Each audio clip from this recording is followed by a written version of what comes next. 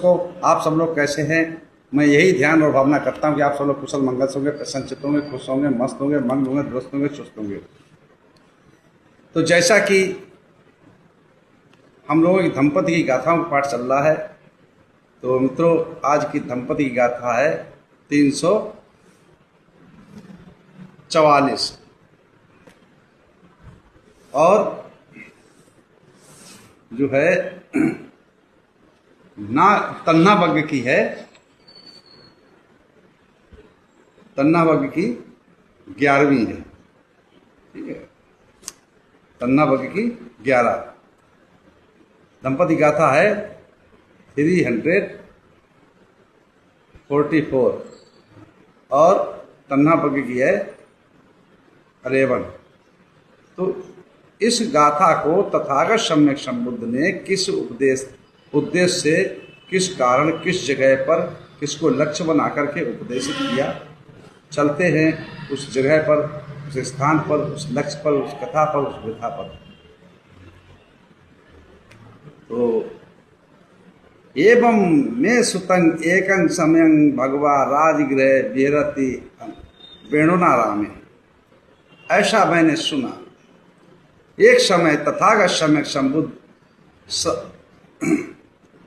राजगृह के वेणुनाराम में विहर रहे थे। उस समय की घटना है, उस समय के वाक्य है कि जो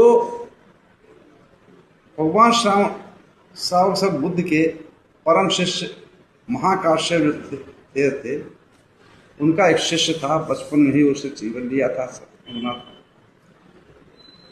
तो चारों ध्यानों की, चित्तानुपस्री, कायानुपस्री, वेदनानुपस्री हैं, चारों ध्यान की क्रियाओं को सीख चुका था।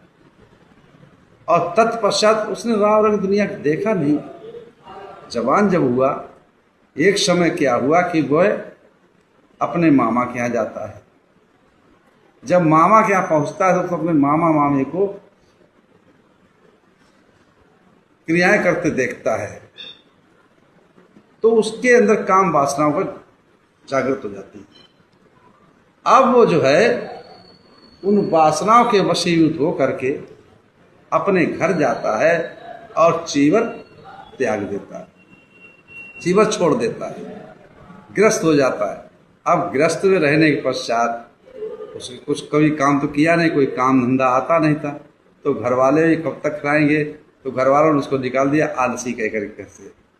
अब उसको जब आलसी कहकर घर से निकाल दिया तो वो जो है चोरियां करके गुजारा करने लगा। चोरियां करता है, चोरियों गृहों में शामिल हो गया और इस प्रकार से चोरी करके अपना खाने पीने का खर्च, खाने का चलाने लगा। एक समय क्या हुआ कि वही जो है चोर चोरी करते हुए पकड़ा जाता है, और बहुत ही राजघराने की चोरी की थी। जब पकड़ा जाता है तो पकड़ने के पश्चात उसको राजा है सजाए मौत देते हैं। जब सजाए मौत देते हैं तो उस जो जल्लाद थे उसको लेकर चलते हैं, और जिस समय जाते होते रास्ते में उसके गुरु जो थे महाकाश्यप थे, वो भिक्षाचारिका करते हुए आ रहे थे। उनकी जब नज़र पड़ी उसकी तरफ, जब नज़र पड़ी तो महाकाश्यप ने उसको उद्देश्य करके, लक्ष्य बना करके और कहा मरणासति। अब जो है उसने जो सुना अपने गुरु के बात के तो उसने अपना मरणासति मतलब जन्म मरण सत्य है, उसका स्मृति किया, स्मृति करके उसको ध्यान लगा लिया, ध्यान मग्न हो गया। अब वो तो आराम से उसको मतलब शरीर संसार मृत्यु धम्मा है, मरण धम्मा।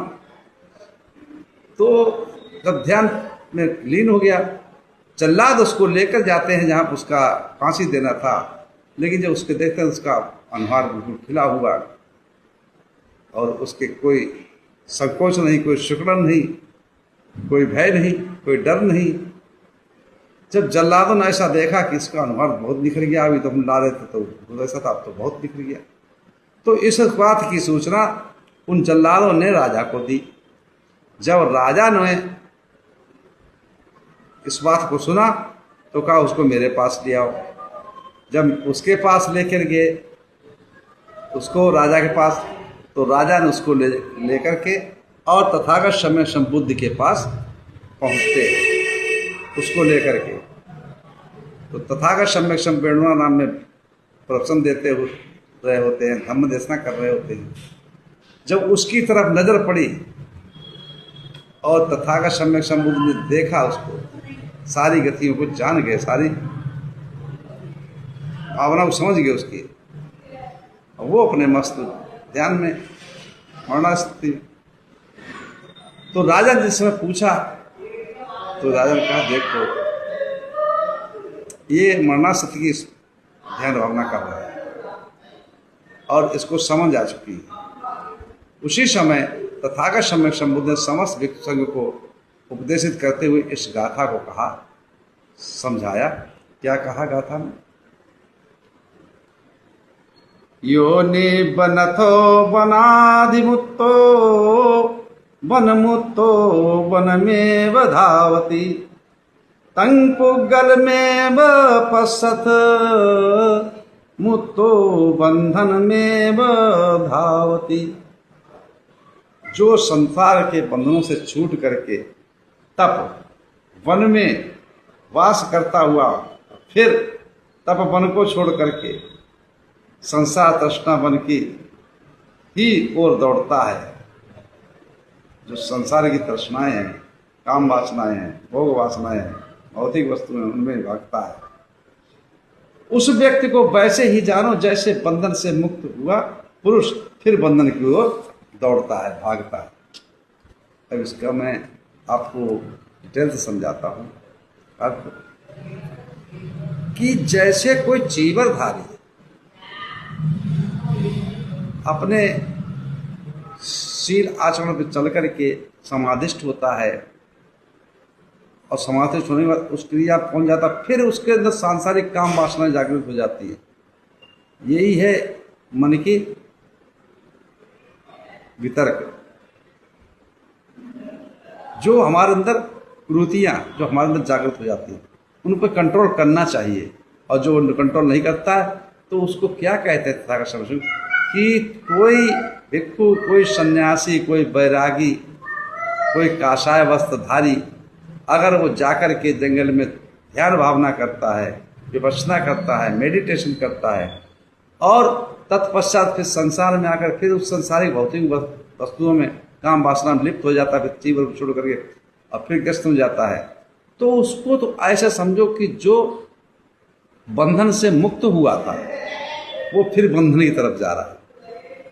उदाहरण के तौर पर जैसे कोई चोर, डकैत, किडनैपर, हत्यारा जब पकड़ा जाता है तो जेल में पहुंचता है, हथकड़ी पड़ती है, और जब जेल से छूट जाता है और फिर भी वो नहीं संभलता, फिर हो जाता है, फिर वो बड़ा पाप अकुशल कर्म करता है, तो फिर उसको बंधन की तरफ भी जाना होता है कि फिर पकड़ा जाएगा, फिर हथकड़ियाँ पड़ेगी, फिर जेल में जाएगा।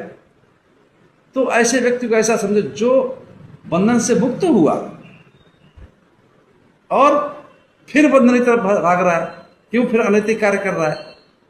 तो व्यक्ति को चाहिए कि अनैतिक वस्तुओं में ना फंसे, ये भौतिक संसारिक वस्तुओं में ना फंसे। सन्यासी चाहिए, वैरागी चाहिए, वो अपने लक्ष्य पर ध्यान दे। जो संसार में तृष्णाएं हैं, काम वासनाएं हैं, भोग वासनाएं हैं, इनमें लिप्त ना हो। ये मन के विकार है, इनको निकाल फेंको तृष्णा को। इच्छाओं की पूर्ति कभी होती नहीं है, इच्छाओं जो मारता है वही कामयाब होता है। तो अपने लक्ष्य पर ध्यान दो। इस उद्देश्य को लेकर के तथागत सम्यक इस बात का समझाया था, कहा था। इसी के साथ मैं अपनी वाणी विराम देता हूँ। आप सब लोग मंगल हो, कल्याण हो, सुखी जीवन हो, निरोगी काया हो, दुख दूर हो जाए, सुख से वास करो, हमेशा प्रशंसित रहो। आप सब लोग मंगल हो, मंगल हो, मंगल हो।